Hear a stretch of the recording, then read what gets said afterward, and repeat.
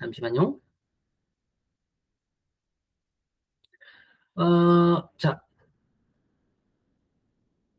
자, 위에다가 참조를 좀 해주셔야 돼요, 참조. 자, 위에, 자, 요거, 대화 이력 기반, 챗봇 구현을 위한, 객체, 각종 객체.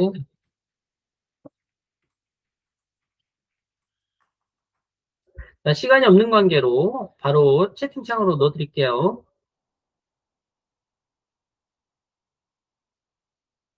자, 채팅창으로 2개를 넣어드렸습니다. 그래서 채팅창에 넣어드린 걸 이렇게 참조합니다.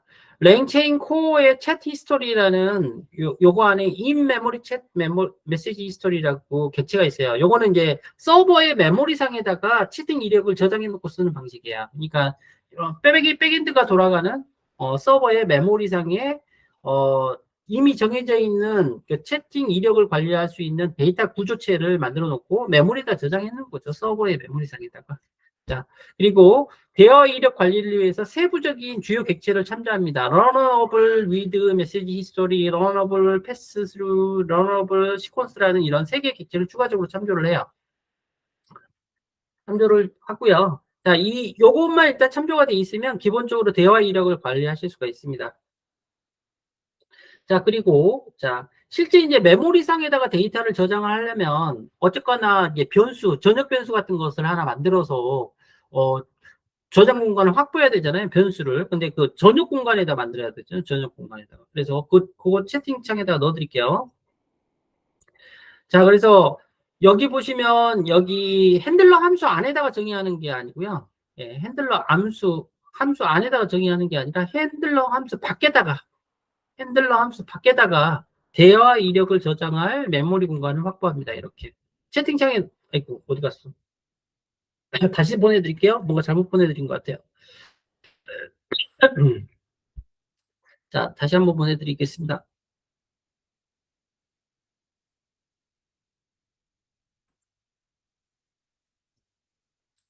자, 니은 밑에 있는 거예요. 니은 밑에 있는 것을 여기, 핸들러 위쪽에다가, 요겁니다. 메모리 영역에 실제 대화 이력이 저장되는 전역 변수 선언 및 구조 정의. 예. 메시지 히스토리라는 전역 변수를 하나 선언하고요. 그거의 데이터 구조가 레코드라는 거 안에 스트링 타입의 인메모리 메시지 히스토리라는 이런 형태의 빈 객체를 최초로 이제 챗봇이 올라오면 메시지 히스토리라는 이 빈 객체를 하나 만들 거고요. 빈 객체 안에 키 밸류 형태로 해서 메시지 이력이 계속 이제 여기에 저장이 돼요. 서버의 메모리상에. 그렇죠? 이 메시지 히스토리스 안에 이제 그 전역 공간 안에 대화 이력을 계속 집어넣는다는 거예요. 메시지를 놓고 빼고 할 때마다 메시지를 보낼 때 보내고 응답했던 그 결과물이 다 여기에 저장이 됩니다.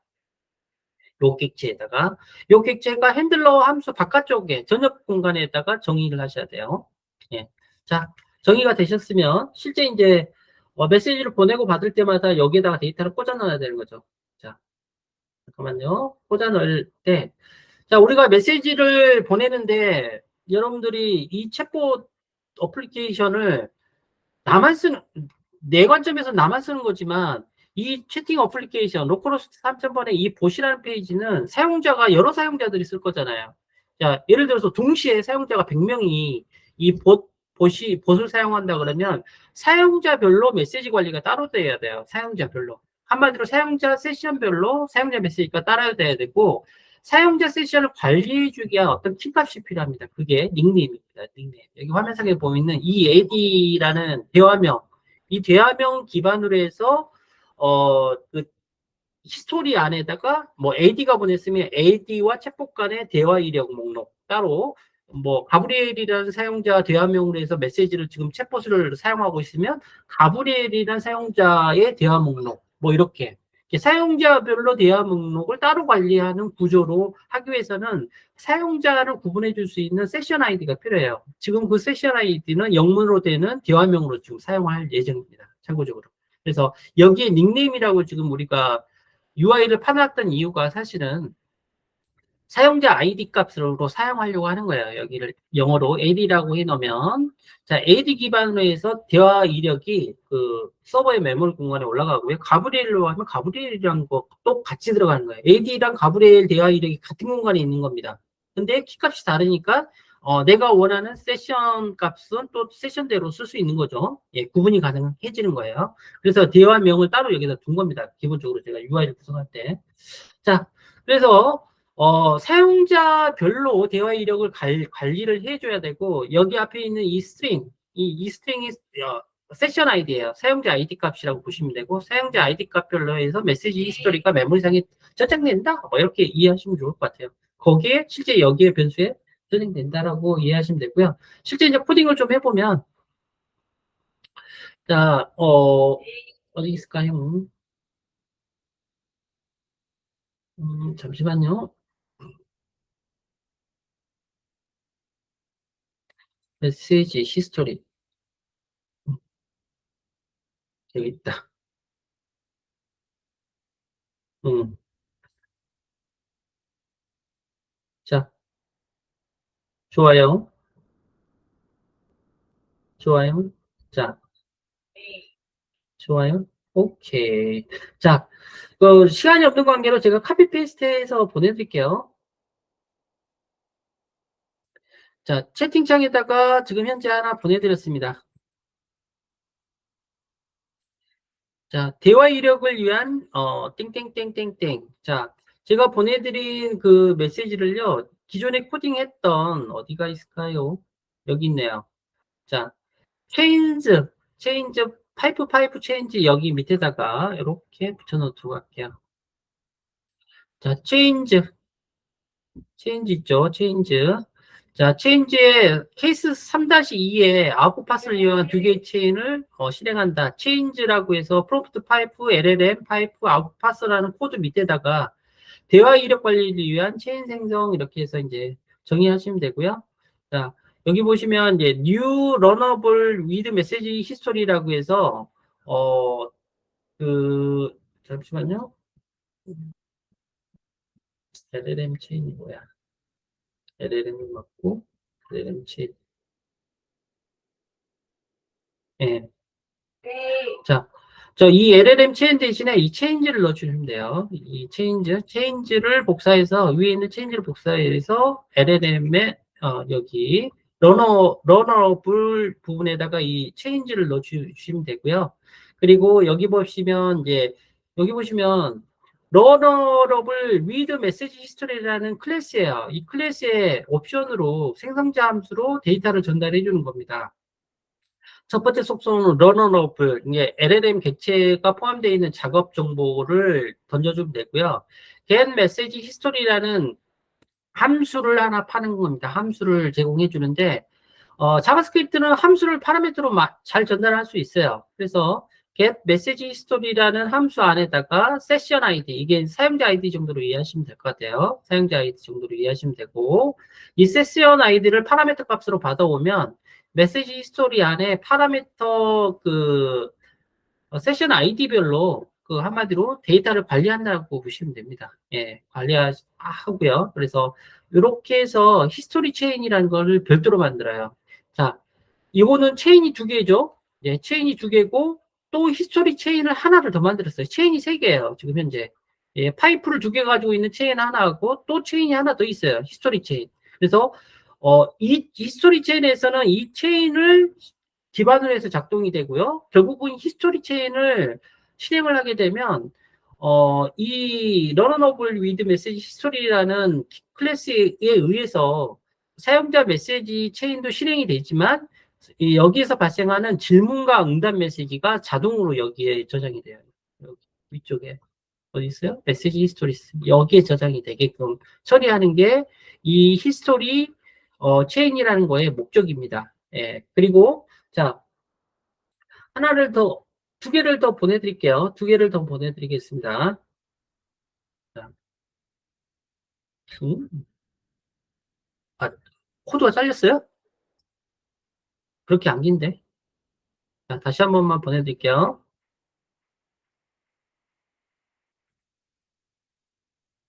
자, 구분을 하기 위해서 다시 보내드렸습니다. 코드만 보내드렸어요. 자, 코드만 보내드렸고요. 예, 아마 예, 다 보내진 것 같습니다. 카피 페이스트에서 이 부분만 바꿔 넣으시면 돼요. 카피 페이스트에서 이 부분만 바꿔 넣으시고요. 자, 이렇게 넣으시고요. 예, 넣으시고 방금 설명드렸던 내용이고요. 자, 그 다음에 하나를 더 보내드릴게요. 지금 추가적인 거. 지금 보내드리는 것은 이제 사용자 세션을 세팅해 주는 겁니다. 예. 자, config라는 변수를 하나 구성을 하는데요. 자, configurable이라는 속성 안에다가 세션 아이디는 닉네임이라고 해서 닉네임은 저 위에 있어요. 자, 저 위에 보면 RDQ body 닉네임, 그 화면에서 넘어오는 닉네임 값이에요. 제가 AD라고 입력하면 그 AD, 화면에서 입력하는 AD 값이 RDQ body의 닉네임으로 해서 닉네임이라는 이 변수에 저장이 되죠. 이 닉네임, 사용자가 입력한 닉네임을 밑에서 세션 아이디로 쓰게끔 구성해 주는 겁니다. 예, 그래서 컴퓨터 구글 속성 안에 세션 아이디라는 값으로 닉네임 값을 세팅을 해주고요. 이 컴피그 값까지 해서 이제 실행하면 끝나요. 자, 그래서 마지막으로 하나만 더 하면 이제 대화 이력 기반의 챗봇이 끝납니다. 하나를 더 보내드렸어요. 자, 마지막으로 이제 컨피그 바로 밑에다가 이렇게 넣어주시면 돼요. 자, 밑에 있는 여기 보면 기존에 있던 이 리절트 메시지는 주석 처리하시면 됩니다. 주석 처리. 이거 주석 처리하고 이제 대화 이력 기반의 리절트 메시지로 이렇게. 예. 기존에 있던 리절트 메시지를 주석 처리하셔야 돼요. 그냥 아웃풋 파서 사용했던 거. 체인지에 인보크를 했던 것은 그냥 주석 처리하시고요. 지금은 이제 대화 이력 기반의 히스토리 체인을 이용해서 최종적으로 실행을 하는 겁니다. 그래서 히스토리 체인의 인보크에다가 사용자 인풋, 사용자의 메시지와 사용자의 아이디 값을 가지고 있는 세션 아이디 설정 값을 넣어주게 되면 자동으로 사용자의 닉네임으로 세션 기반의 사용자 세션별로 채팅 이력이 여기 저장이 돼요. 여기에. 여기, 어디요? 어디? 예, 메시지 스토리스 여기에 저장이 됩니다. 저장이 되고 관리가 됩니다. 예. 자, 그래서, 저기에다가 저장을 하고 LLM한테 메시지를 보낼 때 대화 이력을 다 그쪽에다 쏘아주는 거예요. 한마디로 같이. 예. 자동 루치가 다. 예. 자, 그래서 다시 한번 정리를 해보면, 자, 히스토리 체인이라는 게 중요한데, 히스토리 체인은 요거예요. 지금 중요한 거, 히스토리 체인. 이 히스토리 체인을 통해서 LLM한테 메시지를 보내기 전에 대화 이력, 그 메모리 공간에서 대화 이력을 가져와서 해당 세션에 해당하는 대화 이력만 가져와서 그 대화 이력을 LLM한테 같이 보내줘요. 요놈이 히스토리 체인을 실행을 하게 되면, 인보크를 실행을 하게 되면, 그리고 최종 메시지는 아웃 파서를 이용했기 때문에 문자열 타입으로 리절트 메시지가 넘어오겠죠. 예. 그리고 그냥 여기, 마지막, 스텝 4에 리절트 메시지로 그냥 넘어가는 겁니다. 이렇게 해서 저장. 좀 복잡하죠? 예. 근데 순서적으로 좀 이해를 해보시면 그렇게 어렵지는 않아요. 예. 그렇게 해서 저장합니다. 저장하고, 이제, 대화 이력 기반 챗봇 개발이 끝났어요. 와, 5시인데 2시간이나 지금 초과하고 있습니다. 좋아요. 아주 좋습니다. 너무 죄송해서 죽겠네. 예,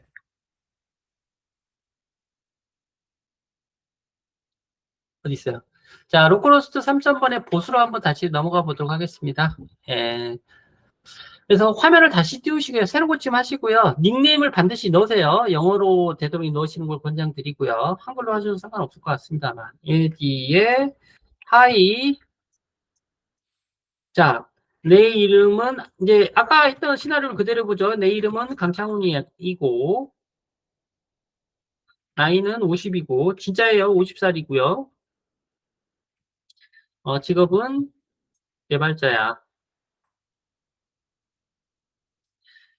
내 나이는 몇 살이죠? 몇 살이죠? 알 수 없으면 안 되는데? 아, 내 직업이 뭐라고?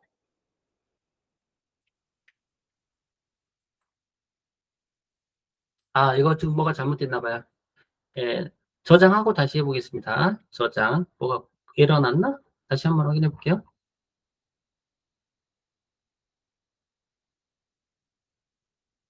음,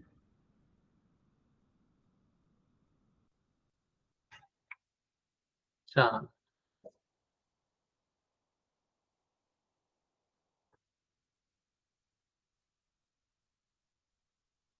잠시만요. 콘스트? 잠깐만요.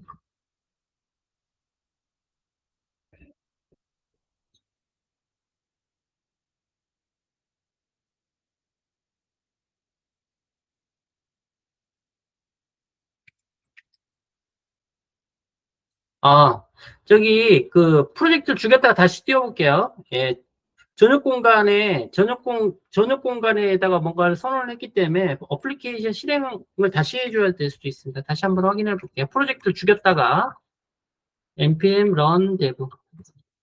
자, 이 계속 이제 개발 과정을 하다 보니까 전역 공간에서 저장하는 거라서 이미 없는 거에다가 뭐 할 수도 있어요. 예, 그래서 프로젝트를 죽였다가 다시 한번 올려봤습니다. 이미 어플리케이션 올라올 때 공간이 마련이 돼 있어야 되기 때문에 이거는 아닌 것 같아요. 예, 프로젝트 죽였다가 올리시는 게 맞을 것 같습니다. 자, 다시 한번 해보겠습니다.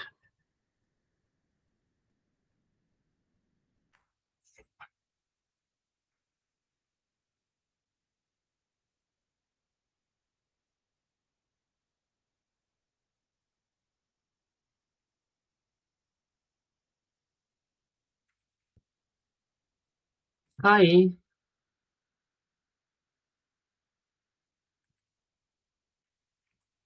나이 자랑하는 것 같은데, 직업은,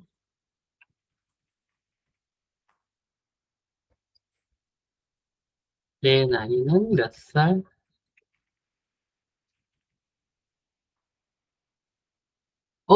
뭐지? 뭘 잘못했길래 이러는 걸까요? 음, 잠시만요.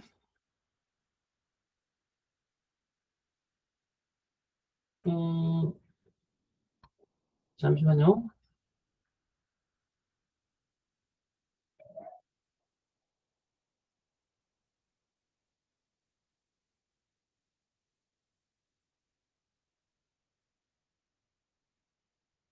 뭐 특별한 거 없는 것 같은데?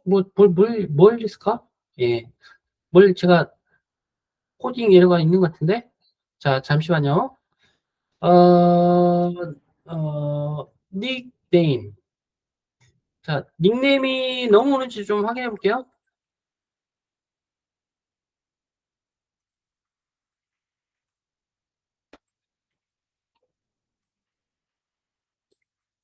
원래 되는 코드라서 뭐 문제는 없을 겁니다. 예. 뭐가, 히스토리 체인, 프롬프트, 컨피그, 닉네임, 현수 컴퓨터, 뭐, 없는 것 같은데? 인풋 메시지 키, 인풋 메시지, 어,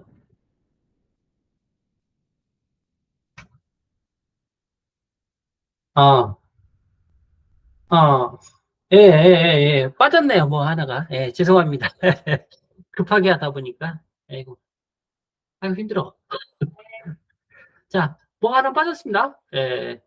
확인했고요. 음, 자, 채팅창에다가 하나 보내드릴게요. 예, 채팅창에다 하나 보내드리겠습니다. 하나, 옵션이 빠졌네요. 예. 자, 여기 보시면 이제 그 프롬프트 템플릿 있죠? 프롬프트 템플릿을 이렇게 바꿔주셔야 돼요. 지금 보내드린 걸로 바꿔주시면 됩니다. 이건 이제 대화 이력 기반, 챗 프롬프트, 자, 이렇게. 자, 위에 그 케이스 3에 프롬프트 템플릿이 있는데 요 템플릿으로 바꿔주셔야 돼요. 예. 자, 시스템 명령어로는 그 챗봇한테 지정하는 거예요. 당신은 사용자와의 모든 대화 이력을 기억해. 해야 돼. 예, 그러니까 내 보낸 메시지 기반으로. 그리고 플레이스홀더 부분에 플레이스홀더라는 옵션을 추가하시고요. 그 챗 히스토리라는 것을 추가를 해줍니다. 예, 챗 히스토리라는 걸 추가해주고 휴먼 부분에는 인풋. 예, 요 템플릿이 달라요. 예. 채팅, 대화 이력 채팅 템플릿의 템플릿은 이렇게 구성을 하시면 됩니다. 예, 이렇게 해서 구성을 하시면 되고요. 혹시나 뭔가 틀린 게 있는지 다시 한번 볼게요. 예, 챗, 챗, 챗, 챗, 챗, 챗, 예, 예, 예, 예, 인풋 메시지, 인풋 메시지, 인풋. 예, 문제 없는 것 같습니다. 자, 이렇게 해서 템플릿만, 예, 대화 이력 기반 템플릿으로 바꿨습니다. 자, 저장하고요. 잘 되시나 봐요. 예, 잘 돼야죠. 제가 지금 급해가지고 마음이. 자, 에디. 아, 어, 하이. 내 이름은 강창훈이야. 직업은 개발자야. 반가워. 난 아들이 두 명이야. 둘, 나는 아들, 나는 자식이 두 명이고, 둘 다 남자 아이야. 자, 이렇게, 이런 메시지를 주고받았습니다. 자, 물어볼게요. 내 직업이 뭐라고?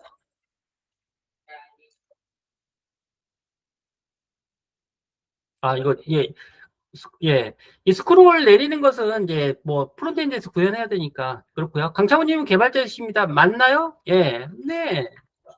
맞아. 예. 그리고 자식이 몇 명이라고?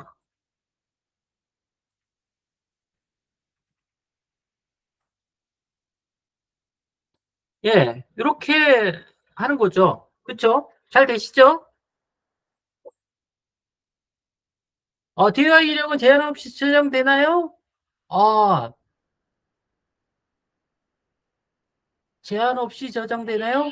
자, 이렇게 대화를 예를 들어서 꾸준히 하게 되면 백엔드 어플리케이션이 실행되고 있는 동안에 내가 그 챗봇이랑 열성 고객이어서 챗봇이랑 대화를 했는데, 아, 엄청난 많은 대화를 했다고 가정을 해보죠. 그러면 그 대화 이력을 다 보낼 거잖아요. 결국은 제한이 있어요. 제한이 있고요. LLM에서도 기존 대화 이력을 받는데 한계가 있습니다. 예, 속도도 문제고. 그러니까 근본적으로는 최신의 대화 이력만 보내는 게 권장이 되고요. 그리고 LLM은 기존에 있던 모든 대화 이력을 다 받아들이지 못합니다. 참고적으로 제한이 있습니다. 그래서 지금 현재는 이제 메모리상에 등록되어 있는 모든 대화 이력을 나에 대한 사용자 세션별로 저장되어 있는 대화 이력을 다 보내주지만 이걸 좀 더 계산하셔야 돼요. 내가 나랑 챗봇이랑 서로 대화했던 이력 중에서 그 중에서 최근 것만 그 회사에서 이제 조건을 걸어서 몇 건만 이렇게 보내셔야지 옛날 것까지 다 보낼 수는 없어요. 예, 그건 이제 문제가 있습니다. 예, 비용도 문제고요. 예, 그래서 요거는 이제 기본적인 것만 알려드린 거고요. 예, 대화 이력을 보낼 때도 이제 적절한 것만 이렇게 보내셔야 되고, 이 대화 이력을 지금 현재 메모리에다가 저장을 해놨잖아요. 예, 메모리에다 저장하는 것보다는 DB나 NoSQL DB 같은 데서 저장을 해놓고 필요한 것만 가져와서 쭉 보내는 게 좋겠죠. 예, NoSQL이 최적화되어 있을 것 같아요. NoSQL로 저장하시는 게 좋을 것 같아요. 요거 이제 실제 저희 같이 챗봇 솔루션을 만드는 회사에서 그렇게 해야 되는 거죠. 뭐 간단하게 샘플로 이렇게 할 때는 괜찮습니다. 근데 방법론적으로는 이런 게 있다 이렇게 안내해 드린 거고요. 자, 그래서 대화 이력까지 해봤고요. 시간이 없는 관계로 마지막 우리 레그 한번 하고 끝내죠. 자, 레그하고 끝내도록 하겠습니다. 예, 원핵심은 또 레그 기준도 정확히 알 필요가 있으니까. 그래서 레그 별것도 아니에요. 예. 그래서 지금까지 그 대화 이력까지 해봤고요. 자, 검색 기반 검색 에이전트도 구현을 해보고, 벡터 스토어 기반 에이전트도 구현을 해보는데, 지금 하려고 하는 것은 이제 1번 생략하고 2번 벡터 기반의 에이전트 구현해서 레그 챗봇을 개발해보는 걸 바로 지금 진행을 해볼게요. 자, 요걸 하기 위해서는, 이런 것들이 설명이 안 돼 있나? 안타깝네요. 자, 일단은 제가 가지고 있는 자료로 그냥 할게요. 일단 요걸 좀 이해하실 필요가 있어요. 잠시만요. 랭첸에서, 어, 자, 잠시만요. 화면 보이시죠? 아무리 바빠도 중요한 건 좀 설명을 해드려야 되니까 여러분들이 이제 랭체인은 대충 이제 감 잡으셨어요. 이제 랭체인 JS 사이트에 들어가셔가지고 이제 그거 학습하시면 돼요. 이제 기본적으로 개발하는 방법을 다 배우셨으니까. 그래서 랭체인 JS 사이트에 가보면 주요 코드만 이렇게 나열이 되어 있어요. 근데 이렇게 한 세트로 완성된 형태의 구조로 이렇게 안내를 하지 않기 때문에 처음 랭체인 JS 이제 공부하시고 뭔가 하시려는 분들한테 허들을 만들어줘요. 그 부분이. 그래서 오히려 파이썬은 되게 간단한데, 넥스트JS 기반으로 해서, 랭체인 JS를 이용해서 뭔가를 한 세트로 프론트엔드, 백엔드, LLM까지, 랭체인까지 한 세트로 보여주는 그런 것들이 없어요. 예, 우리나라에서도 파이썬 베이스로만 돼 있기 때문에 제가 아마 강의하는 이 내용들이 아마 주로 이제 최초가 아닐까 싶어요. 암암리 하시는 분들도 있겠죠. 근데 그런 분들은 공유를 잘 안 하시니까. 어쨌거나, 예, 그래서 랭체인JS 사이트에 가보시면 지금 현재 이 정도의 배운 수준으로도 충분히 이제 핵심 코드들만 이용을 하게 되면 금방금방 하실 수가 있어요. 딱 실력이 확 늘어나요. 예, 처음에 이 문을 열어주고 이 허들만 딱 넘어가면 랭체인JS는 파이썬 베이스의 코드들을 참조해가지고 똑같이 구현하시면 돼요. 개념도 똑같기 때문에. 클래스도 똑같아요. 파이썬에서 쓰는 거랑, 랭체인에서 쓰는 거랑. 예, 사용 방법이나 목적이 똑같아요. 그래서 시중에 나와 있는 파이썬 베이스의 랭체인 책 한 권 보시면 금방 합니다. 예. 다 해봤잖아요. 프론트엔드, 백엔드 어떻게 개발하는지 다 알려드렸으니까. 예, 하시면 되고요. 그래도 이제 레그난 이런 개념도 잘 모르실 수 있으니까 빠르게 이론만 빠르게 설명드릴게요. 자, 화면 보이시죠? 자, LLM은 기본적으로 고객 커스터마이징이 어렵습니다. 예. 그, 왜 그러냐면 이제 범용으로 만들어졌으니까 퍼블릭 LLM으로 만들어졌기 때문에 고객의 커스터마이징 된 형태의 모델로 사용하기는 어려움이 한계가 있습니다. 예. 고객사 또는 회사 아니면 특정 비즈니스에 최적화된 챗봇을 개발하려면 결국은 어, LLM 자체를 파인 튜닝을 하거나 레그를 이용하셔야 돼요. 그래서 파인 튜닝과 레그의 차이점을 분명히 알고 계셔야 돼요. 파인 튜닝은 말 그대로 오픈 소스든 뭐 직접 만드는 회사는 없겠죠. 대부분 다 이제 라마나 이런 오픈 소스 기반으로 제공되는 무료로 제공되고 오픈 소스로 제공되는 LLM이나 SLM을 이제 소스를 받아와서 그, 그 LLM 애들이나 SLM 모델을 실행시킬 수 있는 인프라 환경을 다 구성해 놓고 거기에다가 인풋 파라미터들 다 준비하고 정제된 데이터를 기반으로 해서 파라미터를 이용을 해서 준비를 다 넣어서 학습을 시키겠죠. 어쨌거나 SLM이든 LLM, 오픈소스 LLM이든 SLM이든 직접적으로 그 모델을 이용해서 우리 데이터로 학습을 파인튜닝을 하려고 하면 비용이 많이 들겠죠. 그렇죠? 인프라도 준비해야 되고 데이터도 준비해야 되고 할 게 됐다 많아요. 전문가도 필요하고 인력도. 그러니까 파인튜닝이라는 것은 좋긴 좋은데 비용이 너무 많이 들어가요. 근데 왜 비용이 들어가도 100% 성공할 수 있다는 장점만 있다라고 하면 좋겠지만 성공할지 안 성공할지 누가 알아요. 그렇죠? 그래서 너무 비용 ROI가 안 나오는 작업이라서 많은 기업들이 파인튜닝은 물음표를 가지고 있었던 차에 이제 레그라는 기법이 나와서 레그를 요즘은 더 많이 사용을 하죠. 그리고 요즘은 SLM이 나오면서 이제 최적화된 레그보다는 파인튜닝을 쓰거나 아니면 파인튜닝을 하는 거에다가 레그를 또 플러스 해가지고 기술을 되게 섞어 쓰는 방식으로 이제 많이 쓰는데 제가 봤을 때는 레그만 사용해도 LLM에 레그만 사용해도 웬만큼 다 커버가 됩니다. 예. 예, 굳이 파인튜닝까지 할 정도는 아니에요. 뭐 지금 업스테이지처럼 SLM을 판매를 하고 자기네들 SLM 모델을 남이 만든 오픈소스 LLM이나 SLM 모델을 가져와서 자기들 기술 노하우를 좀 집어넣어서 자기네들 브랜딩을 해서 자기네들 SLM 모델을 또 만들어서 특화된 걸로 해서 직접 구축해주는 그런 사업을 하면서 업스테이지는 엄청 잘 나가고 있죠. 예, 기본기도 튼실하니까 그렇긴 하지만 어쨌거나 이제 기업에서 개발자 수준에서 웬만큼 할 수 있는 것은 레그로도 다 가능해요. LLM 기반에. 예, 참고적으로. 자, 그래서, 뭐, 그렇고요. 이 자료도 공유해 드릴게요. 원래 공식 강의할 때 쓰는 자료긴 하는데. 자, 어, 자, 레그와 파인 튜닝을 비교를 해보면, 어, LLM이나 파인 튜닝의 단점을 보완하기 위해서 레그가 나온 거죠. 일종의. 그래서 대부분 LLM의 단점을 보완하기 위해서 레그가 사용이 돼요. 자, 대표적인 LLM의 단점은 외부 지식을 활용할 수 없습니다. LLM 모델이 학습했던 시점의 그 데이터, 학습 데이터를 기반으로 해서 이렇게 응답 결과가 나오기 때문에 학습한 시점 이후에 나온 최신의 데이터나 그 학습한 데이터가 없는 경우는 적절한 응답이 못 나와요. 나오더라도 할루시에이션이 발생하는 거죠. 이상한 뻘소리를 하는 거죠. 예, 이런 게 일단 LLM의 근본적인 문제고요.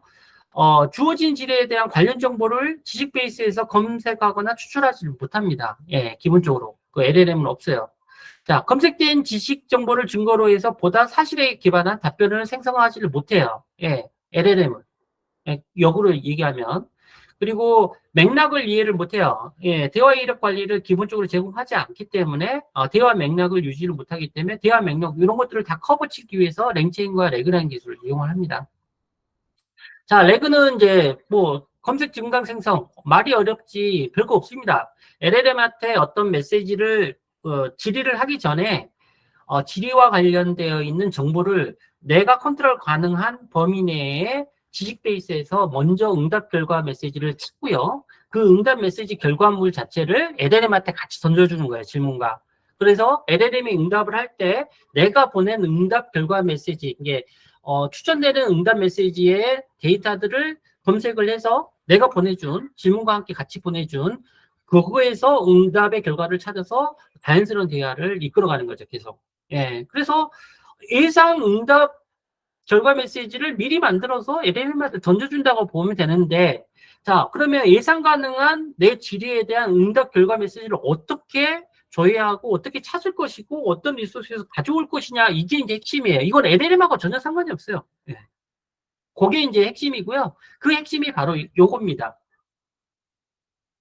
야, 레그 처리 프로세스. 예. 레그 처리 프로세스는 다시 한번 정리해 보면 사용자가 어떤 질문을 기존에 LLM만 쓰는 경우는 사용자 질문을 하면 그냥 LLM한테 던지고 LLM 받은 거 그냥 이렇게 해주는 것 뿐이에요. 이게 이제 일반 LLM 쓰는 거죠. 랭체를 쓰던 그렇지 않든. 근데 레그를 이용하면 이렇게 하실 수가 있어요.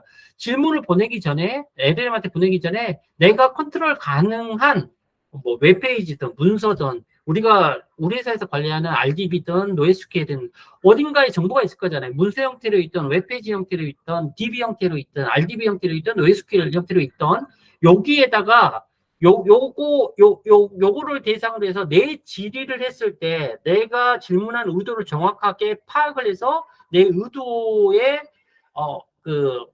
내 의도에 적합한 응답의 결과 데이터를 가져오는 거예요. 가져와서 가져온 데이터를 같이 던져주는 거예요. 증강된 컨텍스트라는 게 그겁니다. 이 지식 베이스에서 그게 뭐든 상관없어요. 근데 대부분 여기는 우리가 접근 가능한 범위예요. LLM이 아니고 우리 쪽 영역입니다. 한마디로. 우리 회사 영역, 내가 컨트롤 가능한 범위, 프로그램으로.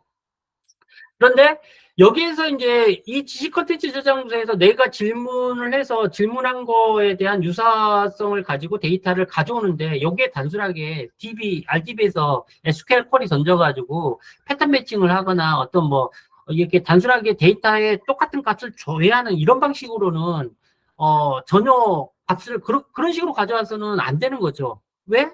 질문한 의도를 정확하게 파악을 해서 질문의 의도에 정확한 유사도를 가지고 있는 응답 메시지를 가져와야 되는 거예요. 그게 핵심이에요. 그래서 이제 일반적인 SQL 쿼리나 일반적인 검색 엔진 사이트들이 진행을 했던 시멘틱 검색 기법이나 이런 것들을 안 사용하고 벡터라는 방식으로 해서 이 부분을 1번과 1번, 2번, 3번 부분을 벡터 데이터라는 기법을 통해 가지고 데이터를 가져오는 거예요. 그래서 사실 레그라는 핵심은 벡터 기반의 데이터 기법을 통해서 정보를 검색하는 그 기술이 핵심이에요. 예. 그래서 다시 그걸 좀 더 디테일하게 들어가 보면 한마디로 레그는 정보를 검색해 오는 겁니다. 의도에 맞는 정보를 검색해 오는 거예요.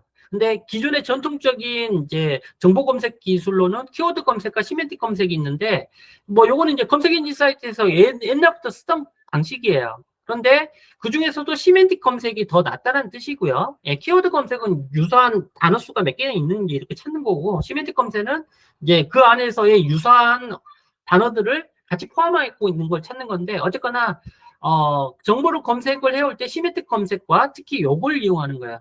예, 벡터라는 거. 예. 벡터라는 것은 이제 문자를, 예, 문자열 중에 어차피 LLM이니까 질문하는 문자열과 응답하는 문자열 간의 두 가지의 결과, 질문한 원본 문자열과 질문의 문자열과 응답 문자열 간의 유사성을 통해 가지고 판단하는 건데, 그걸 과학적으로 수치적으로 파악을 하는 거예요. 예, 그래서 벡터라는 개념을 정확하게 이해를 하고 계셔야 돼요. 예, 예를 들어서 사과라는 과일을 표현할 때, 사과는 단맛이라는 속성은 1에서 10까지의 값 중에 7이라는 숫자로 표현할 수가 있고, 사과의 신맛이라는 특성을 가지고 있는데 1에서 10에서 4를 가지고 있고, 색상이라는 것을 1, 2, 3, 4, 5로 해서 빨강, 노랑이 띡띡 있는데 5라는 것은 빨간색이야 라고 해서 사과의 특성을 데이터 수치로 관리를 하는 겁니다. 데이터 수치로 다 뽑아내는 거예요. 특성들을 다. 그리고 크기는 어쩌고 저쩌고 이렇게 이런 식으로. 그래서 사과를 벡터라는 어떤 데이터 수치로 뽑아내면 벡터 배열이 이렇게 나와요. 7, 4, 5, 4, 2. 예. 7, 제일 앞에 있는 7은 단맛을 표현하는 건데 7만큼이야. 그게 그래서 이제 이렇게 해서 사과와 바나나를 이런 특성별로 데이터화한 벡터 수치 값으로 표현을 해보면 사과는 7 땡땡땡, 5 땡땡땡인데, 그러면 사과와 바나나의 단맛을 비교를 해보면 7과 5는 단맛이 비슷하니까 사과와 바나나는 둘 다 과일이겠거니, 뭐 이렇게 유추를 할 수 있는 거죠. 그래서 유사도를 벡터 수치화를 통해서 벡터 배열 수치들을 이용을 해서 실제 수치적인 내용으로 해서 유사도를 판단하는 방식이 벡터예요. 그래서 질문을 다 문자열로 패싱을 합니다. 그래서 질문이든 질문의 응답 대상, 검색 대상이 되는 것들을 다 문자열로 그 단어 기반으로 해서 다 잘라요. 그걸 청크 데이터라고 합니다. 그 청크 데이터들을 다 벡터화합니다. 수치화해요. 그래서 질문에 있는 각각의 그 청크되어 있는 놈들과 실제 조회 대상이 되는 놈들 간의 벡터 데이터들을 서로 비교해서 유사성 있는 놈을 찾아오는 방식이 레그예요. 예, 조회 검색하는 방식. 자세한 내용은 이제 찾아보시면 되고요. 자, 뭐 요런 유사도 검색을 이렇게 있는데, 중요한 것은 요거예요. 요거. 예. 자, 그러면 구체적으로 어떻게 하느냐? 예. 그 방식이 인덱싱 과정과, 크게 보면 인덱싱 하는 과정과 검색 증강 과정 두 가지로 나눠져요. 레그는. 자, 가장 중요한 건 인덱싱 과정입니다. 인덱싱 과정은 질문 문자를 다 그 단어 기반으로 해서 다 파싱을 해요. 자, 질문이든 질문에 그 비교하려고 하는 대상들, 이게 인덱싱 하는 것은 대상이 두 개예요. 질문도 인덱싱을 하고, 질문의 내용을 검색의 대상이 되는 놈들도 다 인덱싱을 하는 거예요. 자, 인덱싱은 뭐냐면, 일단은 그 안에 문자를 다 가져와요.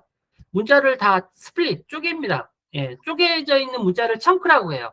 그 쪼개져 있는 이 문자열들을 다 인베딩이라는 걸 처리를 합니다. 인베딩은 문자열들을 벡터 수치화로 변환하는 걸 인베딩이라고 해요. 그래서 안녕하세요, 저는 강창훈입니다. 이렇게 하면 안녕하세요, 저는 강창훈 세 개의 단어 문자열로 쪼갤 수 있겠죠. 예를 들면 그러면 안녕하세요를 인식할 수 있는 수치화 시키는 거죠. 벡터 수치화를 하게 되면 이제 여기 이제 인베딩 과정이에요. 그리고 저는도 하고 강창훈입니다도 이것도 다 쪼개는 거죠. 저기 숫자형으로 해서 유사도를 판단할 수 있게끔 벡터 수치화 해주는 과정을 다 거칩니다. 인베딩. 그러니까 인베딩이라는 것은 긴 문자열을 여러 개 특정 기준으로 해서 문자열을 쪼갠 단일 그 청크 데이터를, 예, 단어 데이터들을, 청크 데이터들을 개별로 다 벡터 데이터 수치화해서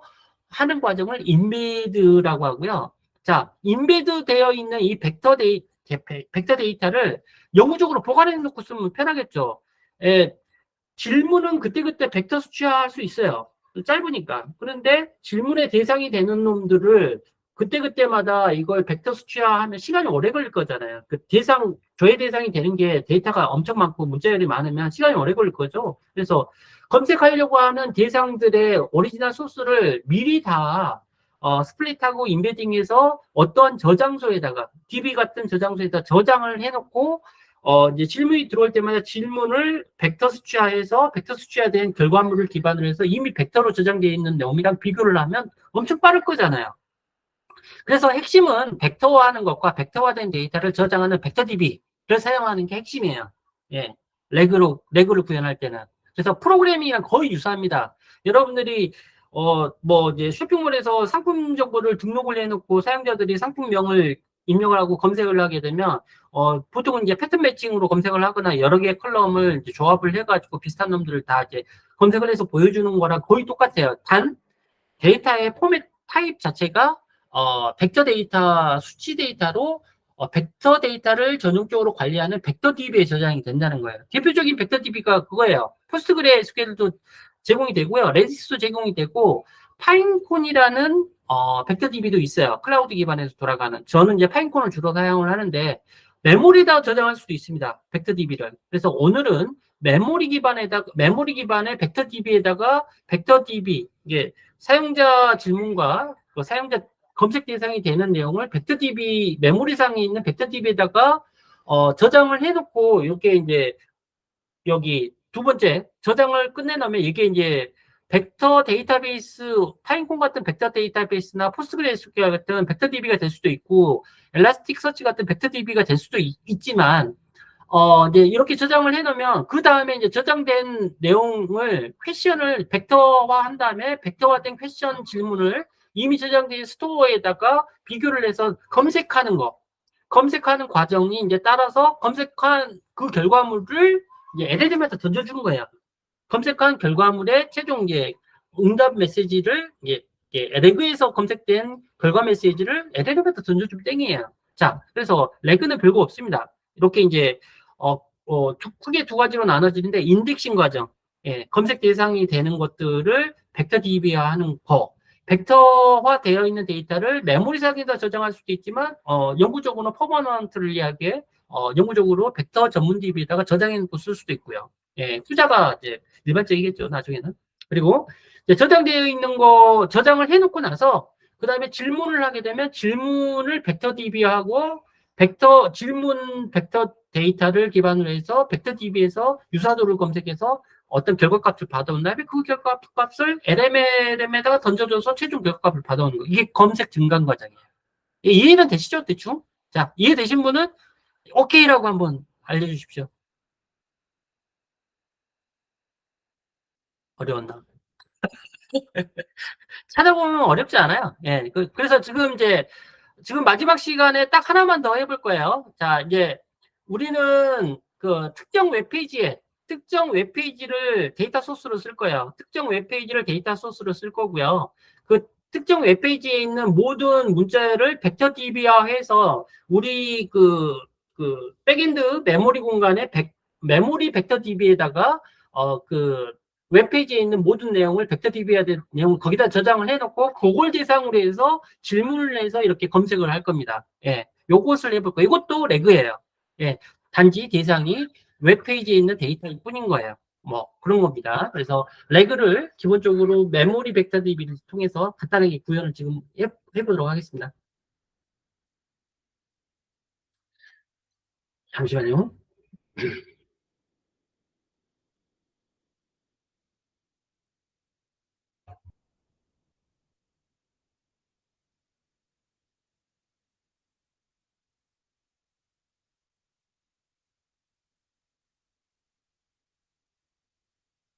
자, 여기에 보드 안에다가 새로 하나 API를 하나 딸게요. API 폴더 밑에 보 폴더 안에다가 오른쪽 마우스를 찍으시고요. New 파일 Q&A Q&A Q&A 컴퓨터가 엄청 느린데요. Q&A bot TS라고 할게요. 자, Q&A bot TS. 예, 요거는 이제 특정 웹페이지를 벡터화해서 어떤 질문을 했을 때 질문의 결과값을 그 특정 웹페이지에 있는 데이터 값으로 결과값을 제공해 주는 거예요. 예, 최근에 그 웹페이지에 있는 데이터는 LLM에는 없는 데이터예요. 최신의 데이터니까. 예를 들면 그런 거예요. 예. 자, 그걸 구현을 해볼 거고요. 잠시만요.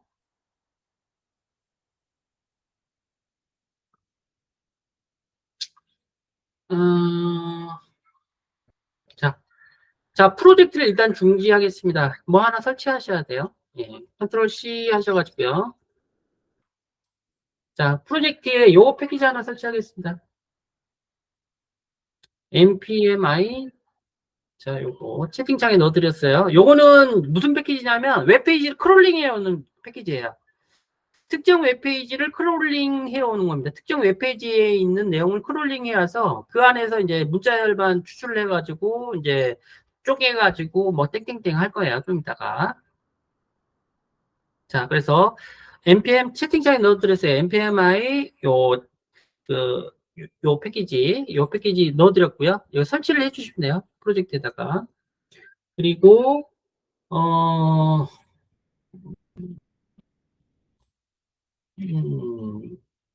자, 제가 코드를 계속 던져드릴게요. 그게 더 훨씬 용이하겠네요. 자, Q&A bot TS에다가, 자, 채팅창에 넣어드릴게요. 자, 이러면서 빠르게 학습을 하시죠.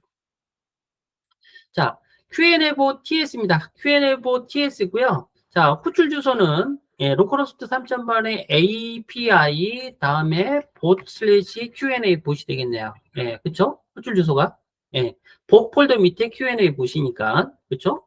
그리고 응답과 결과를 담당하기 위한 Next API 리퀘스트, Next API 리스파스 원래 템플릿에 있는 내용입니다. 참고적으로. 그 다음에 자, 두 번째. 또 보내드렸어요. 또 보내드렸는데 요거는 이제 크롤링을 위한 반드시 npmi 요거 해서 요 패키지를 설치하시고요. 이 패키지가 설치가 되면 요 경로에서 웹 베이스 로더라는 잠깐만요. 네, 웹베이스 로더라는 객체를 참조합니다. 그래서 웹페이지 주소를 딱 던져주면 그 웹페이지에 있는 HTML 페이지 기반의 텍스트를 다 불러와요. HTML 태그 빼고 예, 불러오는 거 참조고요. 자, 텍스트 자, 요거 보내드릴게요. 짧네. 여기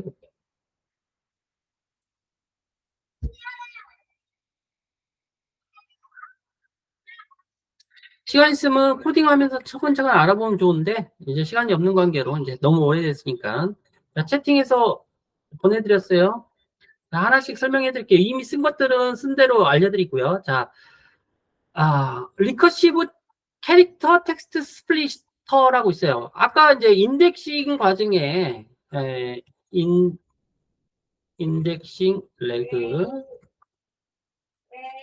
인덱싱 과정 중에 어, 다량의 문자열 문자열을 특정 기준으로 단, 어,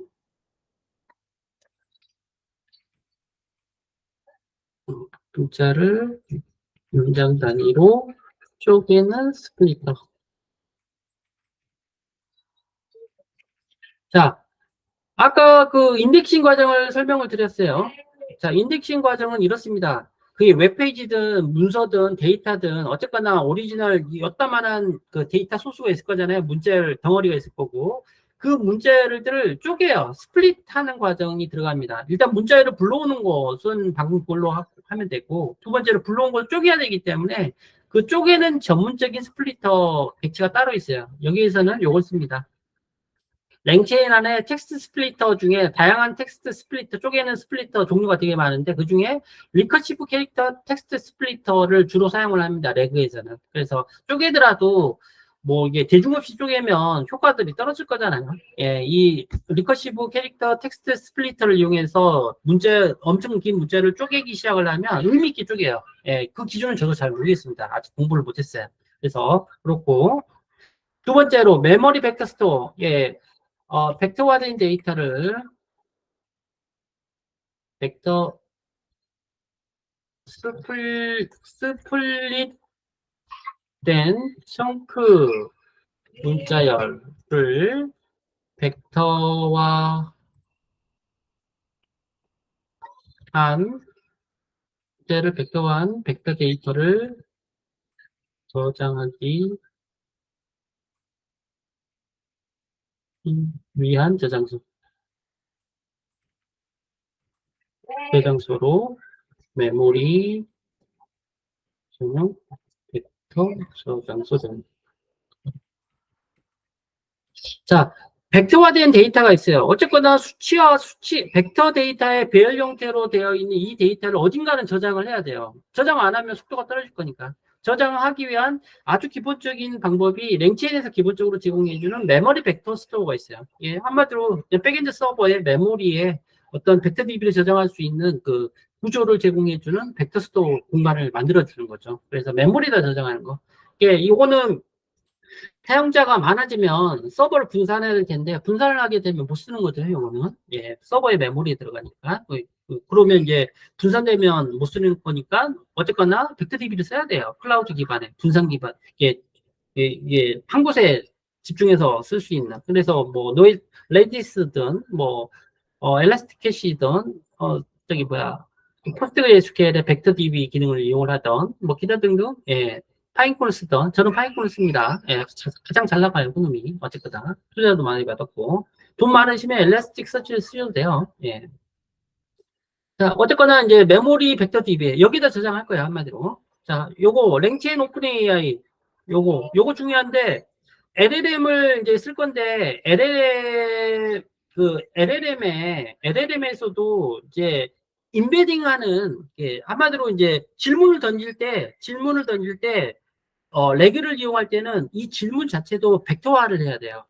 벡터화를 하려면 벡터화를 한다는 건 인베딩을 해야 된다는 건데 인베딩을 해야 되는데 질문 자체도 인베딩을 해야 되는데 이 인베딩을 어떤 인베딩 모델을 통해서 인베딩을 할지 벡터화를 할지에 대한 걸 지정을 하는 거예요. 이거는 질문을 인베딩 벡터화하기 위한 LLM 인베딩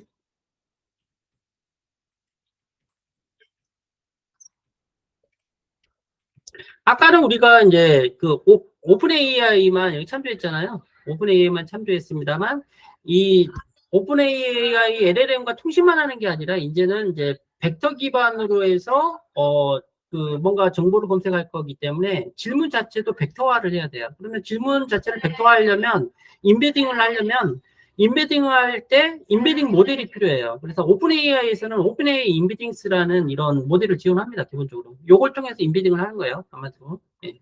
그리고 뭐 여기 챗 프롬프트 템플릿 아까 써봤으니까 그냥 넘어가고요.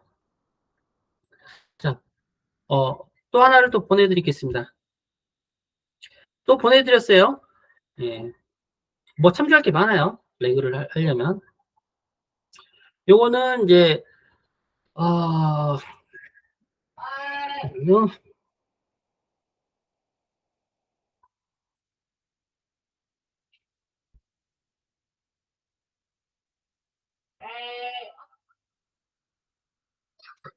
자, 이 랭체인 허브라는 게 있어요. 랭체인 허브라는 게 있고요. 랭체인 자체에서 제공해 주는 거고요. 주요 기능은 이렇습니다. 자, 우리가 프롬프트 템플릿을 써봤잖아요. 이미 이제 질문과 응답을 하기 위한 랭체인에서 제공해주는 사용자 질문을 LLM의 최적화된 프롬프트 구조로 제공해주는 이미 질문을 하기 위한 전용 템플릿이 이 프롬프트 템플릿이에요. 예, 프롬프트 템플릿인데 이 프롬프트 레그는 구조가 다르잖아요.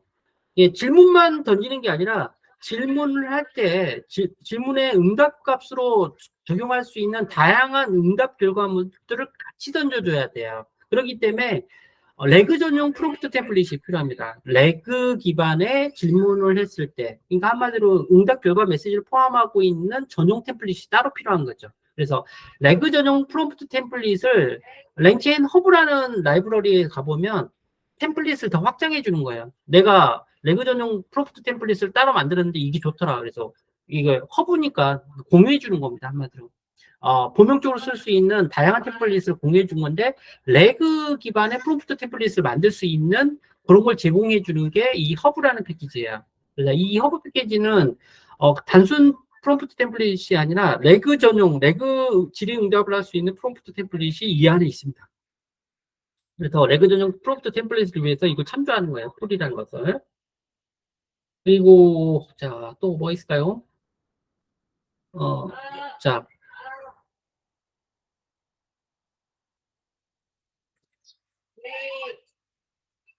음,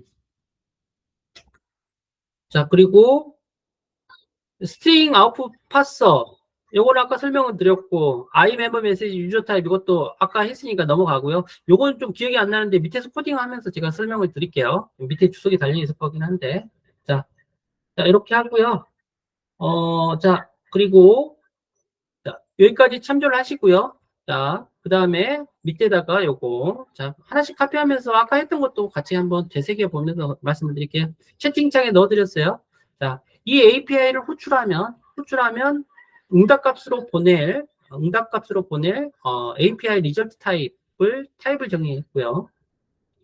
자, 그리고 자, 핸들러 자, 채팅창에다가 잠깐 일단 제가 먼저 코딩을 하고 보내드릴게요. 자, 실제 API 핸들러를 하나 만들도록 하겠습니다.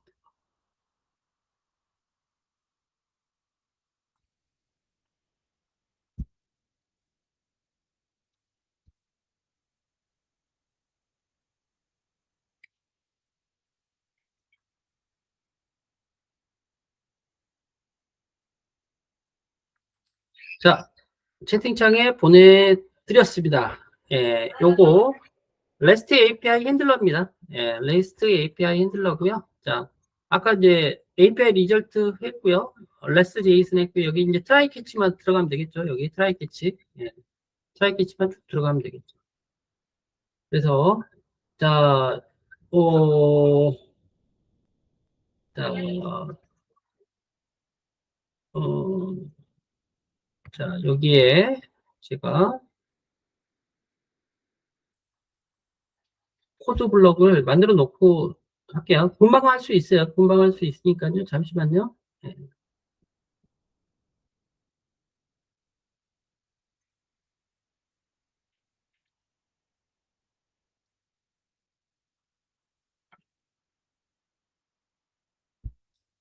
자, 이 트라이 캐치 블럭을 보내드렸습니다. 자, 트라이 캐치 블럭을 보내드렸고요. 저기 콘스 API 리절트와 레스 제이슨 안에다가 이렇게 넣으시면 되고, REQ 메서드 포스트 여기에다가 이제 이렇게 넣으시면 됩니다. 그렇죠? 네. if 구문을 확장하시면 됩니다. 자, 됐고. 자, 이제 하나씩 설명을 드릴게요. 자, 먼저 데이터를 가져와야 되죠? 예, 사용자가 입력한 메시지를 가져와야 돼요. 자, 보내드립니다. 자, 이렇게 이해하면 더 쉬울 것 같아요. 자, 사용자 메시지로부터 가져옵니다. 예, 자, 요거 다시 요거 주석을 달죠. 프론트엔드에서 스텝 0. 프론트엔드에서 전달된 질문과 닉네임, 정보 추출하기. 자, RDQ 바디 메시지 닉네임으로 해서 추출을 합니다. 자, 여긴 메시지라고 했어요. 그냥 프롬프터라고 안 했고. 자, 두 번째. 자, 이제 정보를 가져와야 돼요. 자, 채팅창에다가 보내드렸고요. 자, 웹페이지에서 데이터를 가져올 거예요. 자, 자 스텝 1. 컴퓨터가 왜 이렇게 느리죠? 예, 녹화를 오래 해서 그런가? 자, 스텝 1. 어디서 가져올 거냐면요. 요거는 이 주소를 복사해서 한번 해보시면요. 어떤 페이지를 데이터로 쓸 거냐면요. 한번 들어가 보세요, 여기. 네이버 클라우드에 그 네이버 클라우드 API 사용 매뉴얼이에요. 한마디로. 요 웹페이지에 요 웹페이지입니다. 예, 요 웹페이지에 네이버 클라우드 혹시 사용하시는 분들 있는지 모르겠는데 네이버 클라우드의 각종 API를 사용하는 기본적인 방식을 안내해 주는 매뉴얼입니다. 한마디로. 자, 요걸 이제 지식 베이스로 쓸 거예요. 지식 베이스로 쓸 거고 그래서 한마디로 사용자가 네이버 클라우드의 인증키 생성하는 방법을 알려줘 그러면 이 부분의 결과값이 나와야 된다는 얘기예요. 예, 이 부분에 네이버 클라우드의 API 인증키 생성하는 방법을 알려줘 그러면 요게 나오겠죠. 포털 메뉴에서 마이 페이지의 계정 관리, 인증키 관리해서 진행할 수 있어. 한번 들어가 봐. 이렇게 챗봇이 알려줘야 되는 거죠. 근데 요 정보가 뭐 챗GPT가 예를 들어서 작년에 모델이 나왔어요. LLM 모델이 나왔는데 이런 정보가 없으면 물어봐도 모르겠죠. 예, 그래서 최신의 웹페이지가 개설이 됐고 웹페이지에서 가지고 있는 정보를 기반해서 적절한 응답값을 가져와야 돼. 그러면 레그를 이용하시면 돼요. 방금처럼. 예, 웹페이지의 지식 베이스를 여기서 가져오는 거죠. 그래서 질문에 대한 값을 먼저 여기서 찾고 나서 그 찾은 값과 질문을 다시 LLM에서 던져줘요. 그러면 답을 못 찾으면 전달된 응답값 중에서 하나를 선택해서 전달해 주는 거예요. 요게 이제 레그의 핵심 프로세스예요. 자, 그래서 웹페이지를 불러오려면 이제 여기 아까 우리가 설치했던 로더라는 놈이 있습니다. 예, 여기 웹 베이스 로더라는 거가 있고요. 거기다 URL을 지정하면 그 페이지에서 웹페이지를 쭉 긁어옵니다. 예, 긁어오고 로더의 로드를 이용을 하게 되면 웹페이지를 데이터 형태로 해서 불러옵니다. 예, 문자열 형태로 독스라는 놈으로 불러오고요. 자, 두 번째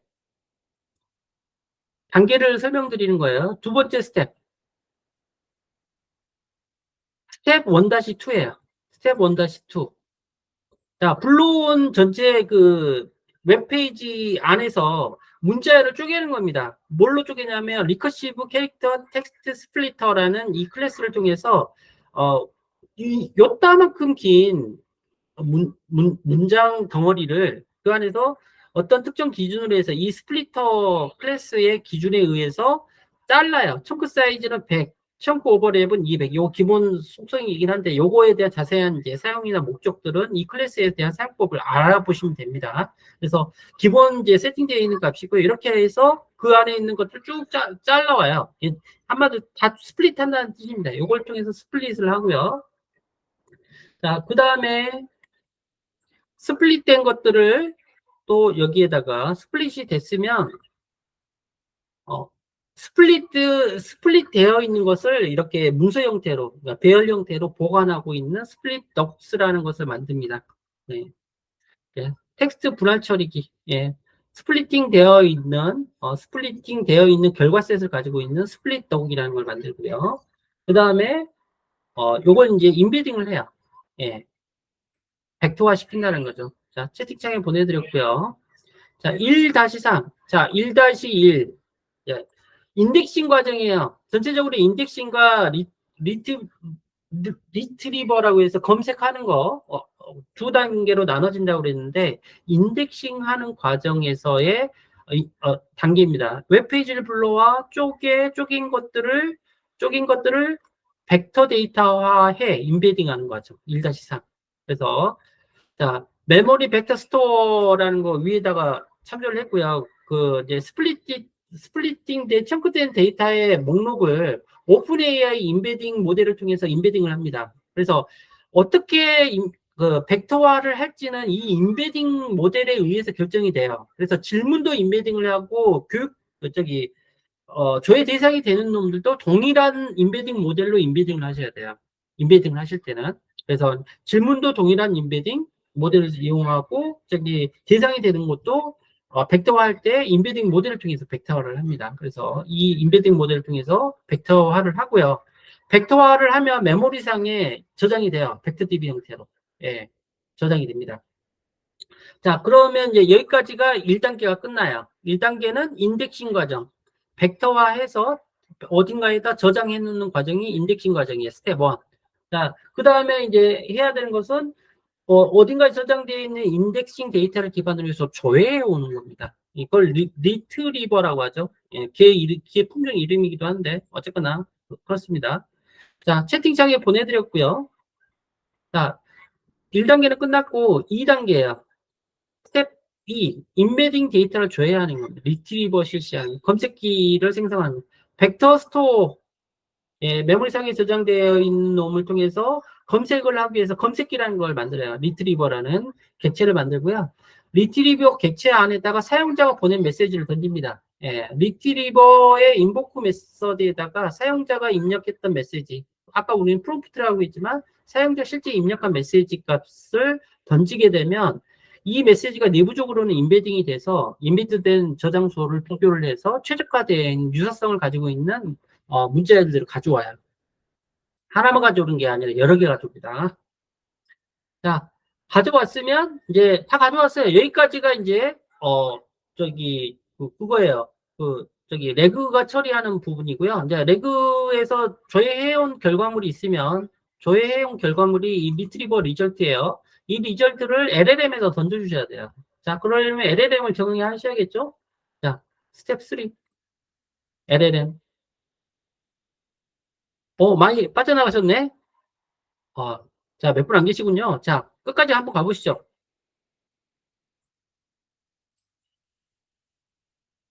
자, 채팅창에 제공해드렸습니다. 스텝 3.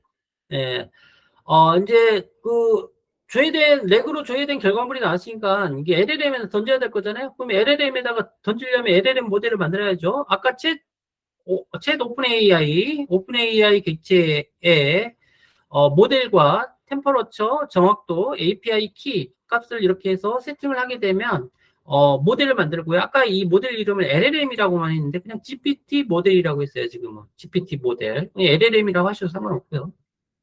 자, 그 다음에 어, 자, 여기 또 보내드렸어요.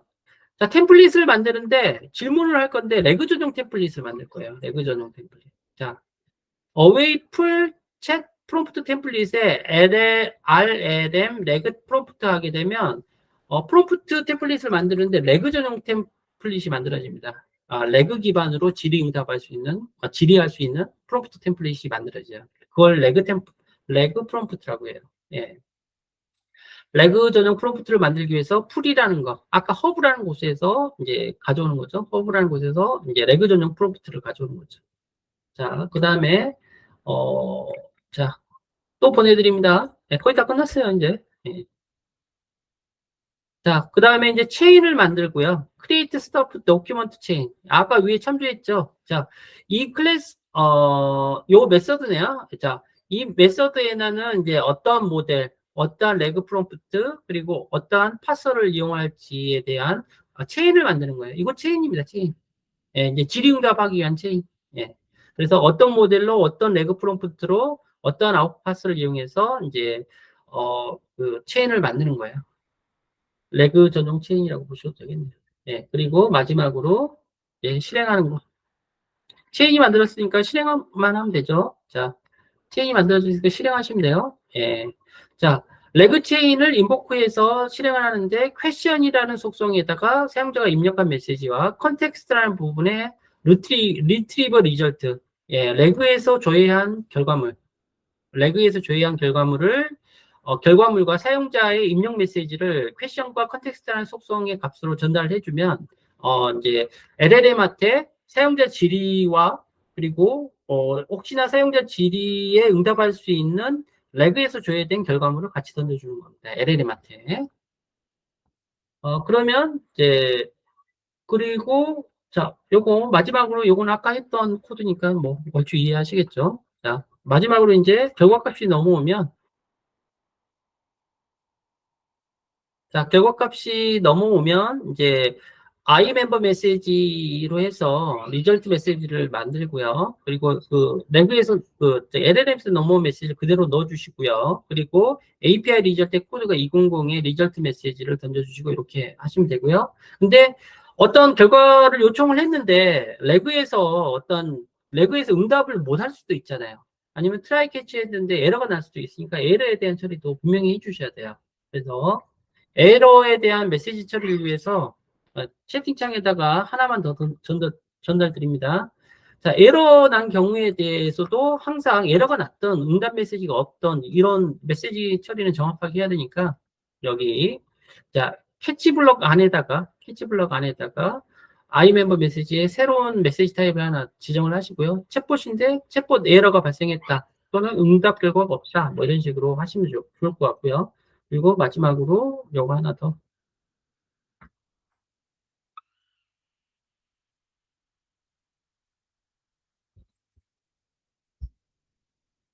자, 보내드렸어요. 예. 에러 블럭 안에, 캐치 블럭 안에다가 이제 500으로 해서 서버 에러가 발생했다. 이런 식으로 요 부분 마무리하면 끝났습니다. 자, 레그 기반의 웹페이지 데이터 기반의 레그 챗봇을 한번, Q&A 챗봇을 한번 만들어 봤어요. 예. 뭐 이제 프로그램 해보셨던 분들은 어느 정도는 이해를 하실 거예요. 이해는 하셨을 텐데 처음 해보시고 약간 번개불에 꼭 볶아 먹듯이 지금 진행을 했기 때문에 좀 어려우실 수는 있겠지만 혹시나 뭐 끝까지 계신 분들은 얼추 이해를 하셨을 것 같고 혹시나 그래도 이해가 안 된다 그러면 동영상을 한번 봐주시고요. 그리고 오늘 진짜로 해보니까 많은 시간이 들어가네요. 예. 알고 있는 건 있지만 전달해 드리기에는 핸즈온앱을 좋아하긴 한데 확실히 하루 타임이에요. 하루 타임.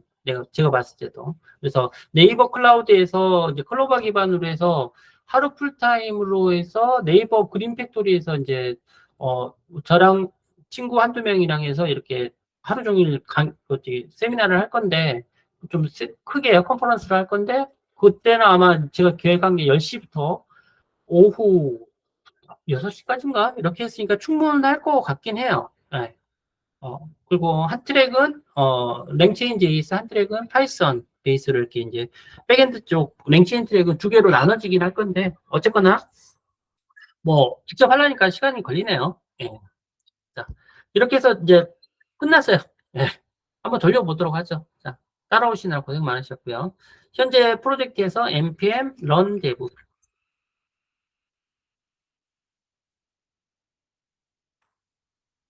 자, npm run dev에서 Q&A bot ts 저장하시고요. Q&A bot ts 저장하시고.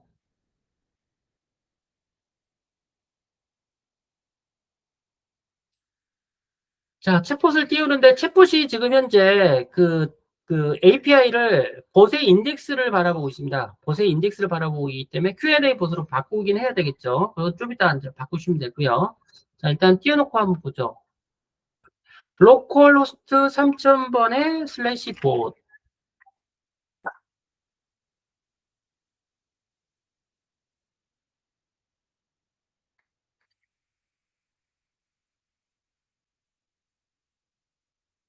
예, 아닙니다. 예, 제가 좋아서 하는 건데요. 예.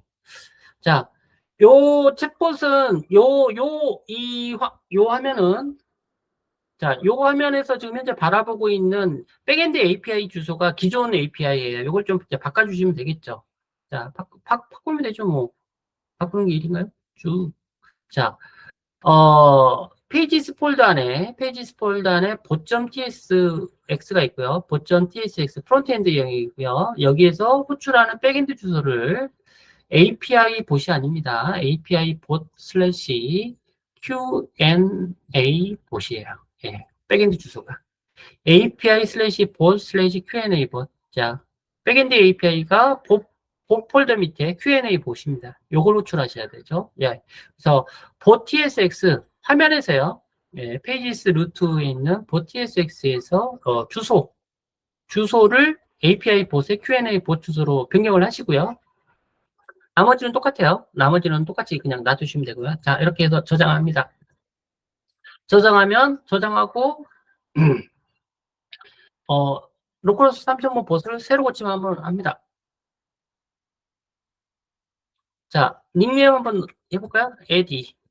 그리고 레그 챗봇이니까 지금 대상이 요걸 기반으로 해서 이렇게 요걸 기반으로 해서 답이 나올 거예요. 그래서 이제 예를 들어서 엔클라우드 질문 이렇게 해보죠. 엔클라우드 인식키 생성. 자, 질문을 어쨌거나 지금 저걸 대상으로 할 거니까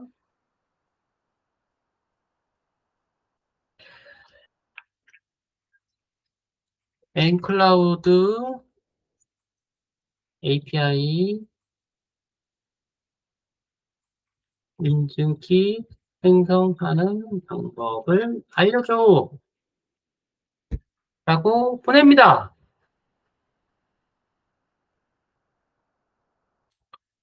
알려주려나? 죽었나?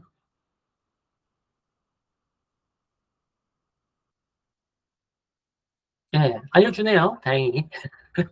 자, nCloud API 인증키 생성하면 외부 클라우드의 마이페이지 계정 관리, 인증키 관리를 진행할 수 있습니다. 예, 땡땡땡땡 되게 자세히 알려줍니다. 예.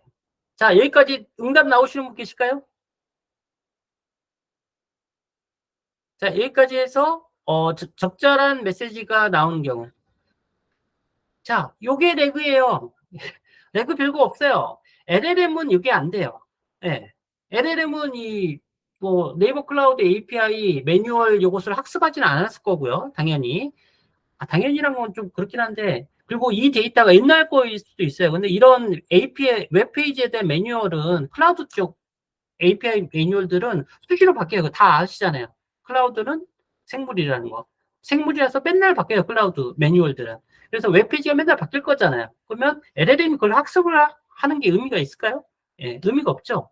그래서 이런 경우 이제 레그를 이용하게 되면 적절하게 LLM은 대화의 어떤 스킬, 대화의 어떤 패턴은 기본적으로 LLM을 유지하되 응답의 메시지의 결과값은 최신의 데이터, 지정된 데이터를 기반으로 해서 메시지를 제공할 수 있다. 이게 레그의 핵심이에요. 그 데이터의 대상이 되는 게 여러분들 회사의 데이터베이스, RDB도 될 수 있고, RDB를 다 이제 벡터DB 해야겠죠. 그리고 저기 뭐야, 회사 내에 있는 문서, 도큐먼트 스토리지에 있는 문서들 다 벡터DB에서 벡터DB에다 집어넣으면 금방금방 하실 수 있어요.